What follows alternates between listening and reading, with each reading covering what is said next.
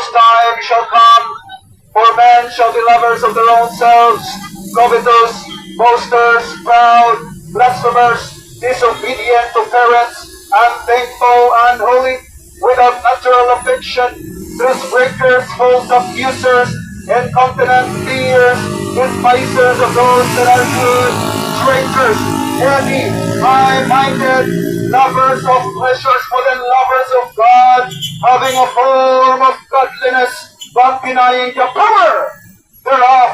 Igala ningon ang Biblia nga nagsingabot na ang makuyaw o makalilisan ang ipangbuhat sa mga tao, diining ulahing mga adlaw, sa dili pa mobalik ang atong Ginoong Hesukristo.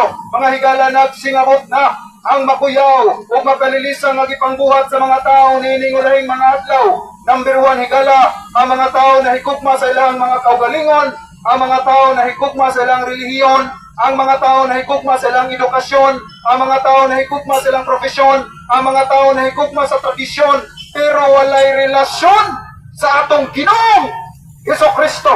Higala, nagsingabot na ang makuyaw ug makalilisan nga ipangbuhat sa mga tao nining ulahing mga adlaw sa dili pa mobalik ang atong Ginoong Hesukristo. Ano man higala, kaya mga tao nagpasulabi sa ilang sala, nagpasulabi nga naman lahi ilang giyupuan, lahi ang gisimba, lahi ang giyupuan, adto nagyupo sa bato ug simento nga dili Dios.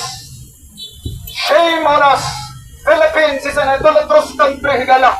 Ano man, imbes ang atong Ginoo nga si Kristo Jesus na mo'y nagbuhat sa langit o sa yuta, siya'y tinuod nga Ginoo, pero lahi ang gisimba sa mga tao, adto nagsimba sa linukit na larawan nga napormat tao pero dili Dios, nga binuhat na magtao. Shame on us!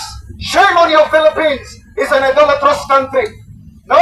Muna adto pagasunukon sa kalayo sa impierno, o ibalo sa Dios, sa katong mga tao, nga wala mo tuo, wala mo salik, o walay relasyon sa